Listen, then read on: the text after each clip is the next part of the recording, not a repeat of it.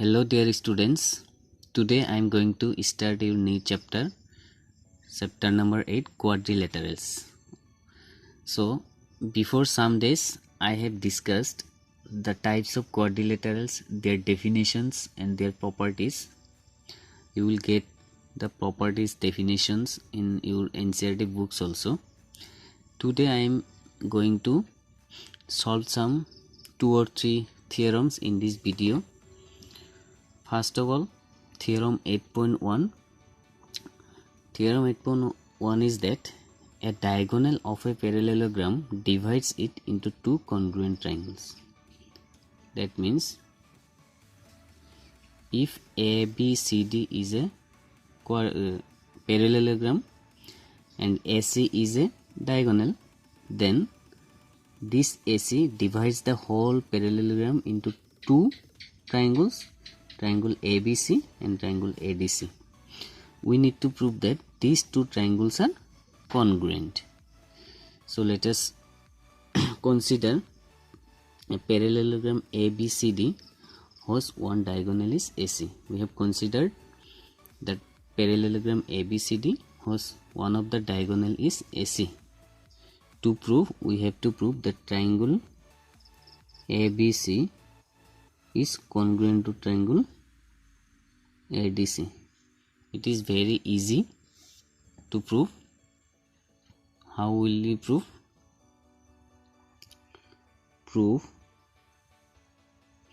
So since we need to prove these two triangles, so we will observe in these two triangles which corresponding parts are equal.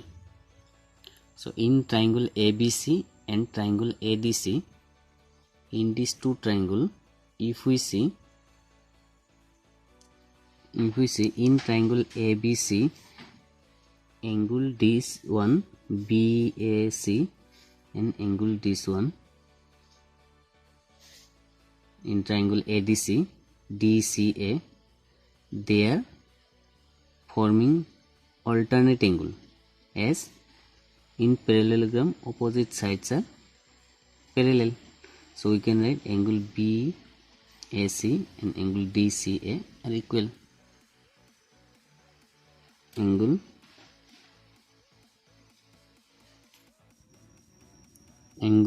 BAC is equal to angle DCA.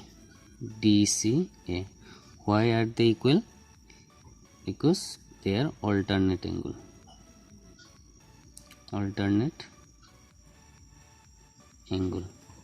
Why are they why alternate angles are equal? Because these two lines are parallel, since it is a parallelogram. Similarly, angle BCA and angle DAC is also equal. Angle BCA will be equal to angle DAC. This one is also alternate angle, since in a quadrilateral both the pair of opposite sides are parallel. So in this case these two sides are parallel, this is what? Transversal. So this angle and this angle are equal. And see, the side AC is present in both the triangles. So AC is equal to AC, common side. This is common side. So now see, by what criteria these two triangles are congruent now?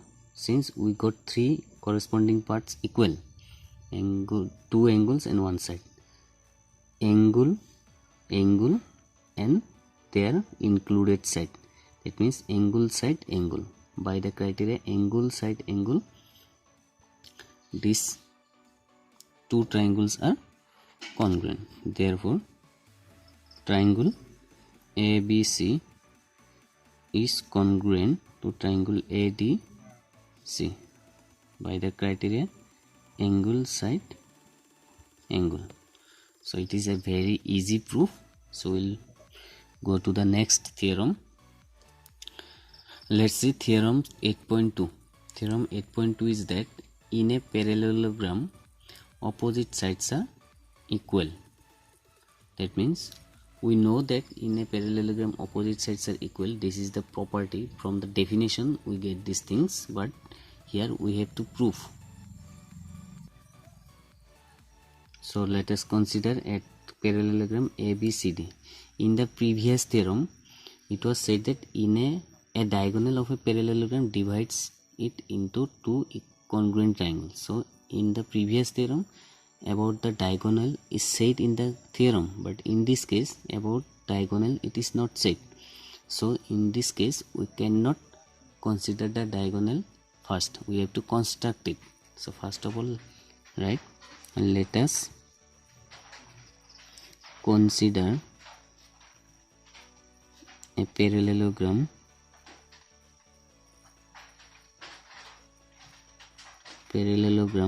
ABCD. To prove, we have to prove opposite sides are equal. We have to prove AB is equal to DC and AD is equal to BC. These two things we have to prove. So in this case, since about the diagonal is not mentioned, so we have to construction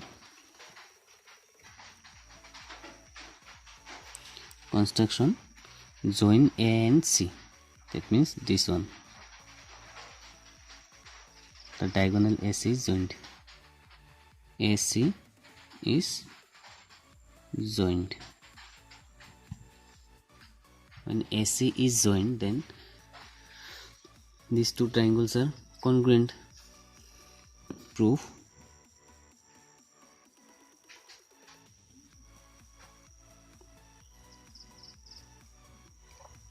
In triangle ABC and triangle ADC, in these two triangles, which parts are equal? Similar to the previous theorem, this angle and this angle are equal, this angle and this angle are equal. So angle BAC is equal to angle DCA. Alternate angle you will write angle BCA is equal to angle DAC. Alternate angle, and this side is common. AC is equal to AC, common side. So by the same criteria, these two triangles are congruent. So we can write triangle ABC is congruent to triangle ADC. By what criteria? Same, angle side angle, this criteria. By this criteria, these two triangles are congruent. So when they are congruent, their opposite sides are equal. Therefore AB is equal to DC and AD is equal to BC. Sorry, its order would be DCA. So AB is equal to DC, CPCT, corresponding parts of congruent triangle, and AD is equal to